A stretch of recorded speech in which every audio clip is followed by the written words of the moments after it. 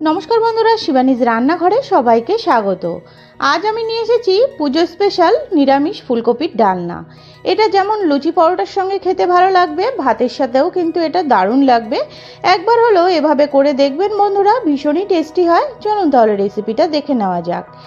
এখানে আমি মিডিয়াম সাইজের দুটো ফুলকপি এভাবে করে কেটে নিয়েছি। দেখুন, এটা আপনারা দেখেই বুঝে যাবেন।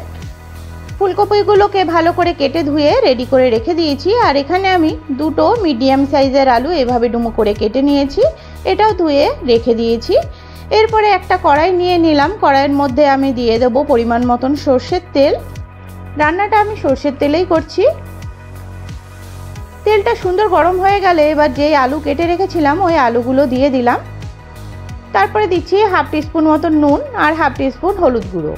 এবার নুন আর হলুদ গুঁড়ো দিয়ে ভালো করে একটু নাড়াচাড়া করে আলুটাকে ভাজতে বসিয়ে দেব। এভাবে করে আমি 2 থেকে 3 মিনিটের জন্য একটু সিম করে ভাজতে বসিয়ে দিলাম। আর এইদিকে দেখুন, একটা বাটির মধ্যে আমি কিছুটা পরিমাণ গরম জল নিয়ে নিয়েছি। তার মধ্যে 1 টিস্পুন নুন দিয়ে দিলাম আর 1 টিস্পুন দিয়ে দিচ্ছি হলুদ গুঁড়ো। এরপরে নুন আর হলুদ গুঁড়োটাকে ভালো করে চামচের সাহায্যে একটু মিশিয়ে নিলাম। তারপরে কেটে ধুয়ে রাখা ফুলকপিগুলো আমি একটু এই গরম জলের মধ্যে দিয়ে দেব। এই গরম জলের মধ্যে দিলে ফুলকপির মধ্যে যদি কোনো ছোট পোকামাকড় থাকে ওগুলোও বেরিয়ে আসবে। আর এটা যেহেতু এখন অফ সিজনের ফুলকপি, একটু গন্ধ হয়। এগুলোকে এভাবে গরম জলে একটু ভিজিয়ে রাখলে ওই গন্ধটাও কিন্তু আর থাকবে না। দেখুন, এভাবে করে আমি 2 থেকে 3 মিনিটের জন্য একটু ভিজিয়ে রাখলাম। আর এই দিকে একটা মিক্সার জার নিয়ে নিলাম, একটা মশলার পেস্ট করে নেব। তার জন্য এখানে 2 ইঞ্চি মতন একটু আদা দিয়ে দিলাম, 2টো কাঁচা লঙ্কা দিয়ে দিচ্ছি, একটা মিডিয়াম সাইজের টমেটো একটু এভাবে করে দিয়ে দিলাম কেটে, আর দিচ্ছি এখানে 4টে মতন কাজু বাদাম, আর দিয়ে দেবো এখানে 1 টেবিল চামচ মতন চার মগজ। যেহেতু এটা নিরামিষ রেসিপি আমি করব, একটু এভাবে করলে খেতে কিন্তু ভীষণই ভালো হবে। আর দেখুন, আলু সেই ভাজতে বসিয়েছিলাম যে, সেই ঢাকাটা খুলে একটু নাড়াচাড়া করে একটু লাল করে ভেজে নিলাম। আর এই আলুগুলো কিন্তু খুব সুন্দর নরমও হয়ে গেছে। তারপরে ওই একই তেলে ফুলকপিগুলোকে জল ঝরিয়ে আমি দিয়ে দিলাম। ফুলকপিগুলোকে দিয়ে এখানে হাফ টিস্পুন মতো নুন আর হাফ টিস্পুন হলুদ গুঁড়ো দিয়ে দিচ্ছি। তারপরে একটা খুন্তির সাহায্যে ভালো করে একটু নাড়াচাড়া করে দিলাম। এবার হাই ফ্লেমে ফুলকপিটাকে আমি একটু ভেজে নেব। দেখুন,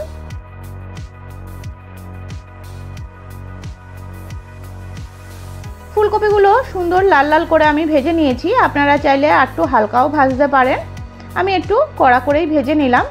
এবার ওই একই তেলে দিয়ে দেব ফোড়নের জন্য হাফ টিস্পুন মতন সাদা জিরে, আর দিয়ে দিচ্ছি এখানে এলাচ, দারচিনি, লবঙ্গ আর একটা শুকনো লঙ্কা।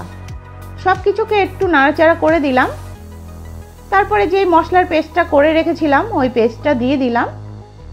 এখানে আমি গরম মশলাগুলো ফোড়নে দিলাম, আমি পরে আর গরম মশলা ব্যবহার করব না। যেহেতু আমি এটা নিরামিষভাবে করছি তার জন্য অনেকেই গরম মশলাটা অসুবিধা হয় গুঁড়ো করে দেওয়ার জন্য। এভাবে করে দিলে কিন্তু আর গরম মশলাটা বেটে বা গুঁড়ো করে দিতে হবে না, এই সেন্টটাই সুন্দর আসবে। আর দেখুন, এখানে মিক্সার জারটা ধুয়েও আমি কিন্তু একটু জল দিয়ে দিলাম আর একটা তেজপাতা ছিঁড়ে দিয়ে দিলাম। এরপরে আমি গুঁড়ো মশলাগুলো অ্যাড করছি। 1 চামচ মতন জিরের গুঁড়ো দিয়ে দিলাম, 1 চামচ ধনের গুঁড়ো দিয়ে দিলাম, 1 টিস্পুন দিয়ে দিচ্ছি লাল লঙ্কার গুঁড়ো, এটা কালারের জন্য দিয়ে দিলাম, 1 টিস্পুন দিচ্ছি হলুদ গুঁড়ো। ঝালটা কিন্তু আপনাদের পছন্দ মতন কম বেশি বাড়িয়ে কমিয়ে নিতে পারেন। তারপরে দেখুন, একটা খুন্তির সাহায্যে ভালো করে সব মশলাগুলো কিন্তু মিশিয়ে নিলাম। এরপরে একটু সময় নিয়ে মশলাগুলোকে কষিয়ে নেব। যেহেতু এখানে কাজু বাদাম আছে, চার মগজ আছে, এটা থেকে কিন্তু এক্সট্রা একটা তেল ছেড়ে দেবে। আর এখন কিন্তু মশলাতে আমি কোনো নুন ব্যবহার করিনি, যেহেতু আমি ফুলকপি আলু ভাজার সময় নুনটা ব্যবহার করেছিলাম তাই। আর এখন দেখুন, ফুলকপি আলু যে ভেজে রেখেছিলাম ওটা দিয়ে দিলাম, মশলার মধ্যে দিয়ে ভালো করে নাড়াচাড়া করে মিশিয়ে নিলাম। এরপরে একটু উষ্ণ গরম জল আমি এখানে ব্যবহার করছি ঝোলের জন্য। যতটা গ্রেভি রাখবেন আপনারা ততটাই পরিমাণ দেবেন। আর যেহেতু আলুটাও সুন্দর ভাজা আছে আর ফুলকপিটাও সুন্দর ভাজা আছে, এটা সেদ্ধ হতে কিন্তু বেশি সময় লাগবে না। এভাবে করে আমি একদম সিম করে 2 থেকে 3 মিনিটের জন্য একটু ঢেকে দিয়েছিলাম। দেখুন, আলুটা কি সুন্দর গলে গেছে। এরপরে এখানে দিয়ে দিচ্ছি হাফ টিস্পুন মতন নুন। এখানে আমার নুনের প্রয়োজন ছিল তাই নুনটা দিয়ে দিলাম, আর দিয়ে দিচ্ছি 1 টিস্পুন মতন চিনি। নিরামিষ রান্নায় একটু মিষ্টি দিলে কিন্তু এটা খেতে দারুণ লাগে। তারপরে দেখুন, এভাবে করে একদম সিম করে আমি আবার 2 থেকে 3 মিনিটের জন্য ঢেকে দিয়েছিলাম। ঢাকা খুলে দেখুন রান্নাটা কিন্তু আমার প্রায় কমপ্লিট হয়ে এসছে।